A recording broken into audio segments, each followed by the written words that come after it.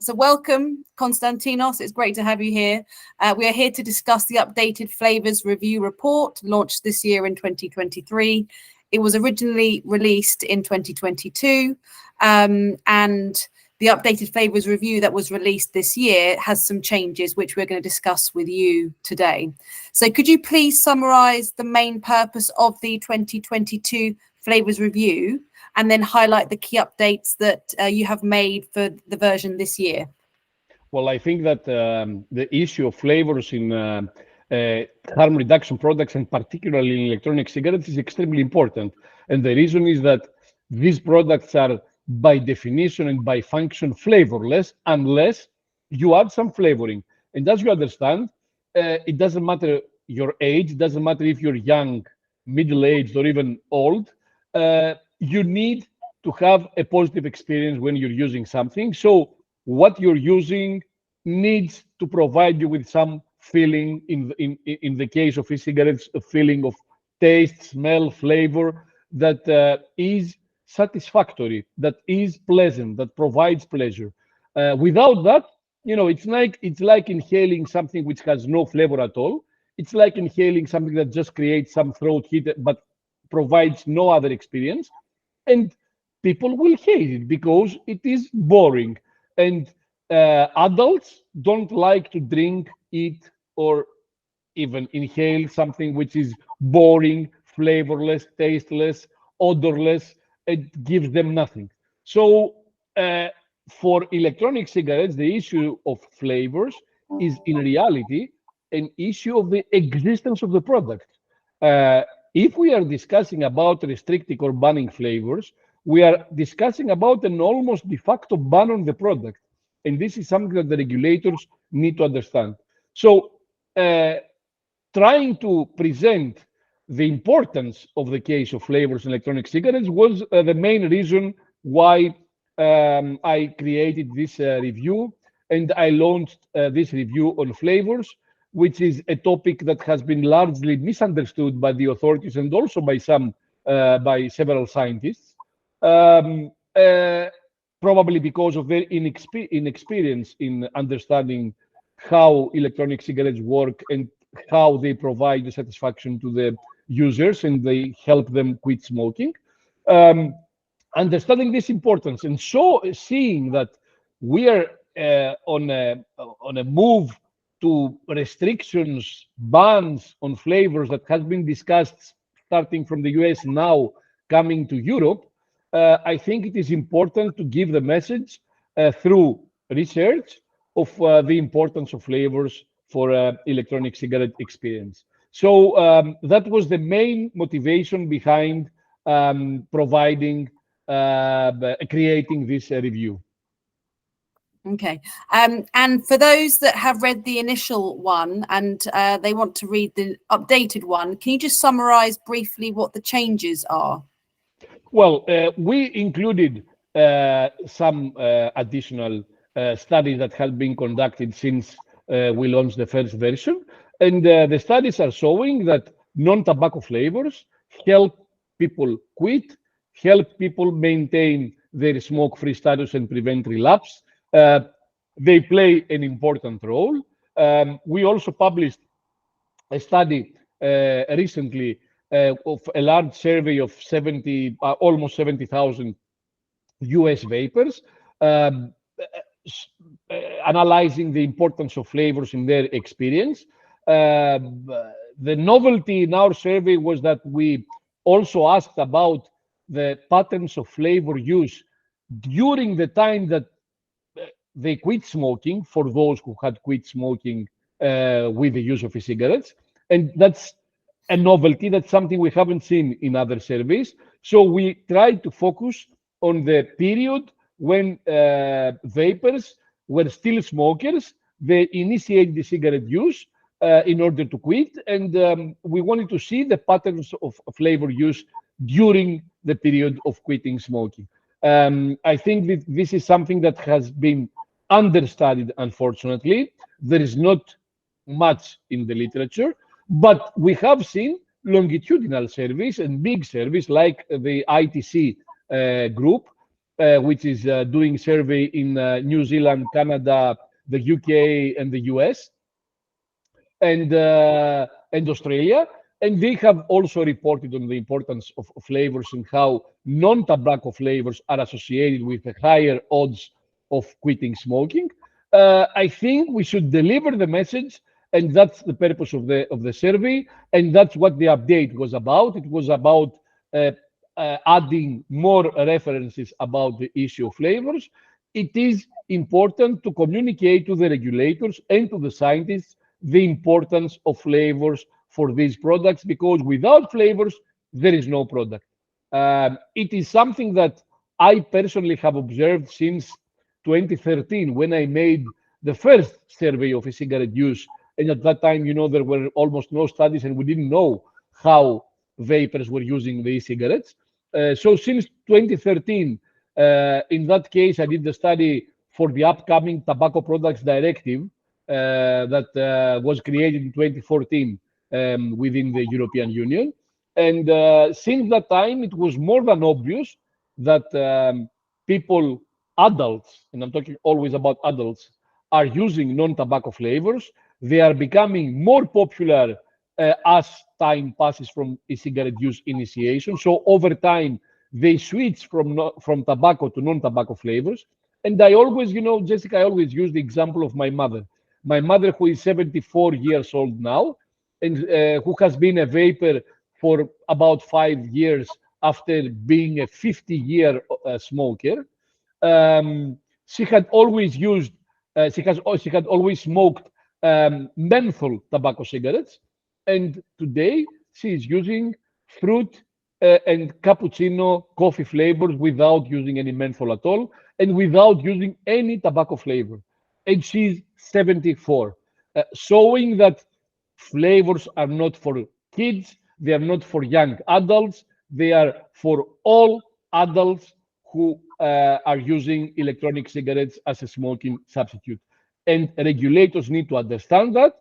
They need to find other ways through the regulation to prevent adoption of e-cigarette use by youth. And in the European Union, we have simply the ban on the sales of youth, of all products. They need to find the balance, because if they go for an over-restrictive, a prohibitory agenda in terms of regulation, they will cause harm to smokers. They will cause harm to vapers who are former smokers. They will increase relapse.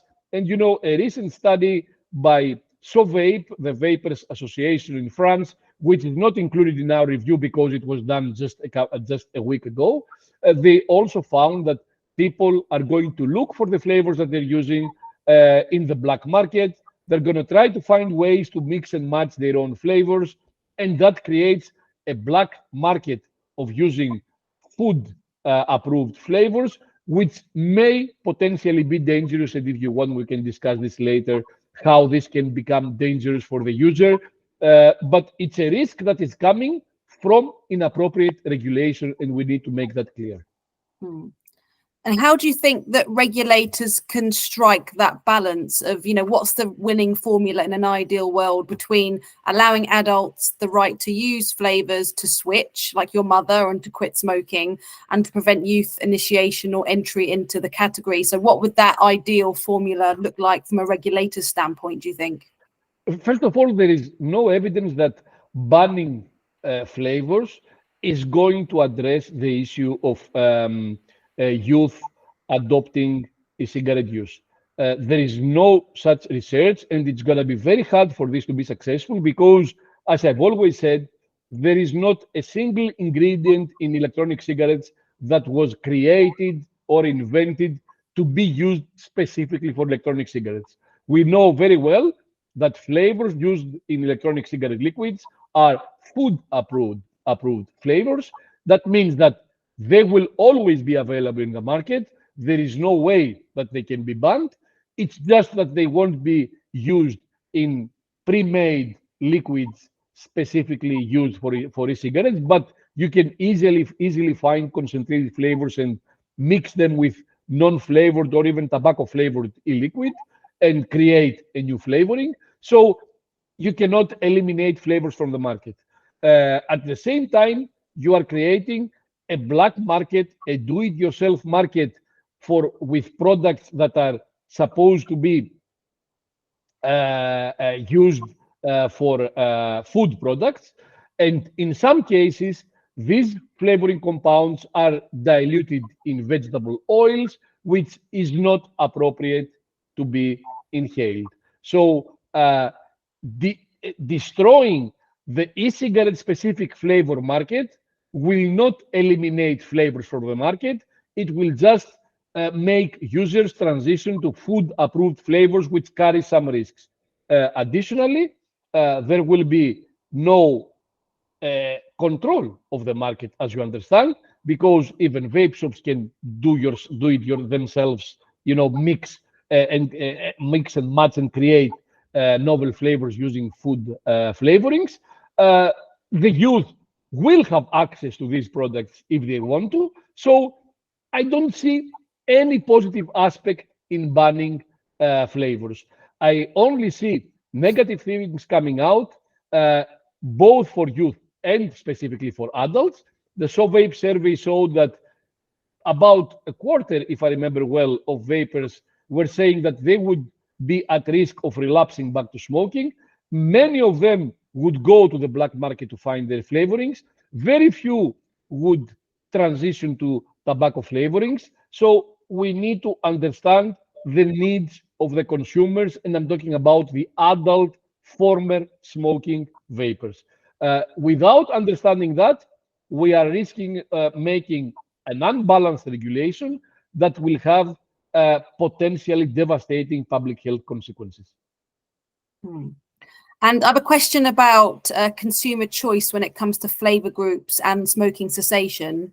So in your experience, based on your research and the data and the studies, can you say which the most important flavour groups are to prevent people from smoking relapses? Well, I think that seeing the surveys of dedicated long-term vapers, we are seeing that fruit and sweet flavors are the most popular options for long-term vapors. So, and this is where the transition is happening. People switch from tobacco flavors, which is quite popular at the beginning, but they very rapidly transition from tobacco to non-tobacco, and particularly that's the biggest proportion, sweet and fruit flavors. I have some disconnection, sorry. Fruit and sweet flavors are the most popular options.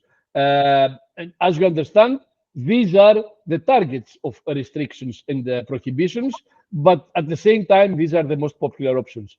Several studies, both in Europe and in the US, are showing that sweet and fruit flavors are the main options for adult vapers, most of whom are former smokers. And when it comes to the public's perception of the safety of flavors, so, people say, oh, but we don't know the health effects of vaping flavors over the next 20 to 30 years. Yes, we know that vaping can reduce the harms from smoking, which many people in the UK are aware of. But then they worry about the long-term health effects of ingesting or vaping those flavor compounds. Do we know enough about the safety of flavors now in terms of the long-term health effects? This thing of the long-term effects, it keeps circulating as a slogan. In 2010, we were saying that we don't know what's going to happen in 10 years. So 10 years have passed. Millions of people have been using flavored e-liquids, and I'm talking about non-tobacco flavors. Nothing has happened. Now we've moved to the next 20 years. Then we're going to move to the next 30, 40, 50 years. That's a never-ending discussion. In science, uncertainty is quite an inherent characteristic. We never know everything, and we will never be able to know everything. I've addressed the issue of these uncertainties in the book that I co-authored with 5 other colleagues, and I was also the handling editor concerning electronic cigarettes back in 2017. I said that yes, there are no e-cigarette specific flavorings. Most are coming from the food flavoring industry. They have been approved and they have a very good safety record for ingestion. No, not so much evidence for inhalation. But over these years, uh, we've never seen anything, uh, any catastrophe.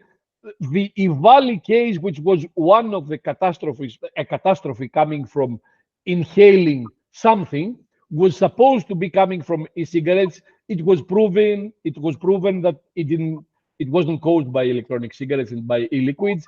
It was caused by illicit marijuana, THC, adulterated THC liquids in the black market in the US.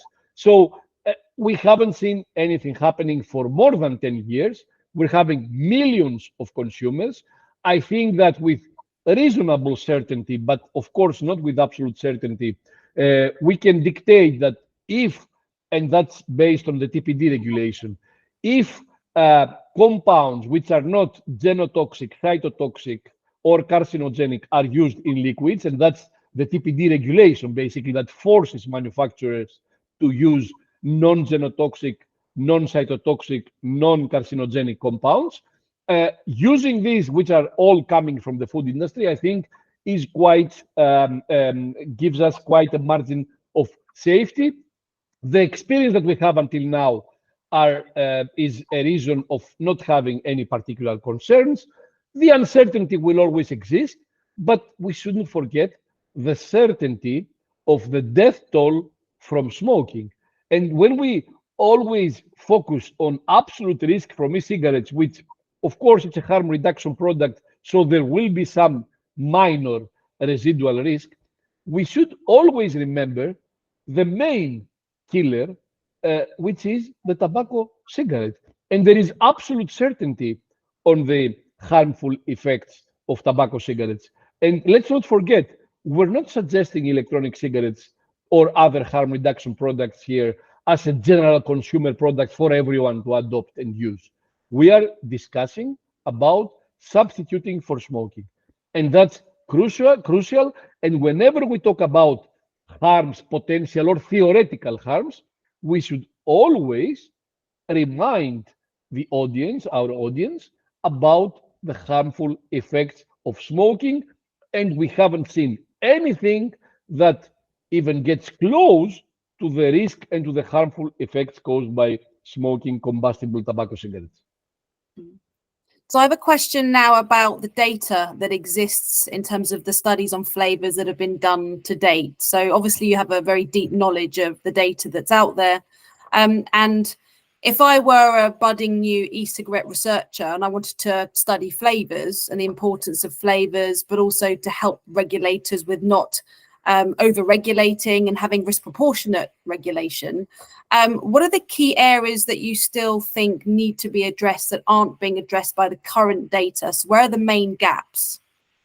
I think that we haven't, as researchers, we haven't focused enough on the patterns of flavors use over time, and to do it on a longitudinal prospective way. So starting monitoring the patterns of use from the beginning, from the time of a cigarette initiation, and move along or move over time and see the trends and the changes in these patterns of use. There is definitely a transition. There are studies who have followed up vapors for, let's say, 5 years, a study from the Penn State University, and they did find that tobacco flavors went down, sweet flavors went up, almost doubled. And you know what another characteristic of vapors that we don't see in smokers is that vapors very rarely use one flavor only. I've seen that in all of my surveys, and the longitudinal study from Penn State University also found that 98%, I think, of the vapors that they were following up were using more than one flavor on a regular basis, and only 11% of them were saying that tobacco was their favorite flavor. So it is a general trend of moving away from tobacco. I think this is because they are fed up with the tobacco flavor or anything that feels, smells, and tastes like tobacco. And I think that moving away from what resembles the smell, taste, and experience of a combustible tobacco cigarette is a recipe for reducing the risk of relapse. The more you move away from something that smells, looks, feels, tastes like a tobacco cigarette, the more likely that you will feel disgust basically by the smell of a tobacco cigarette. So the less the chance of relapsing. I think that this is one of the main reasons why flavors, non-tobacco flavors, are necessary. This is, I think, one of the reasons why people are making the switch, but we need to study it more carefully, focus more, and do longitudinal prospective studies by starting from the time point of e-cigarette use initiation and looking over time how these behaviors change. And there is definitely big changes happening over time. Okay, well, they're my questions. Do you have any final words at all before we go? Yeah, I think that regulators should be very, very careful. We already have evidence from the US that in places where flavors or e-cigarettes in general were restricted or banned, there was an increase in smoking rates, even among youth. So it is crucial to look at the totality of evidence. It is crucial to not make arbitrary conclusions based on what we consider that is common sense. We need to look at the evidence, and we need to always consider that any unbalanced decisions, any over restrictions, any prohibitions are going to have potentially adverse effects, not only for youth, who we are supposed to protect with these regulations, but also for adult smokers and for adult former smoking vapors. So, balanced, risk proportionate, of course, regulation, and understanding that it's a de facto ban to remove non-tobacco flavors from electronic cigarettes. It's going to make the product less successful as a smoking substitute, and it will create a risk of several vapers relapsing back to smoking or using unregulated black market illicit products. Okay, thank you very much, Konstantinos.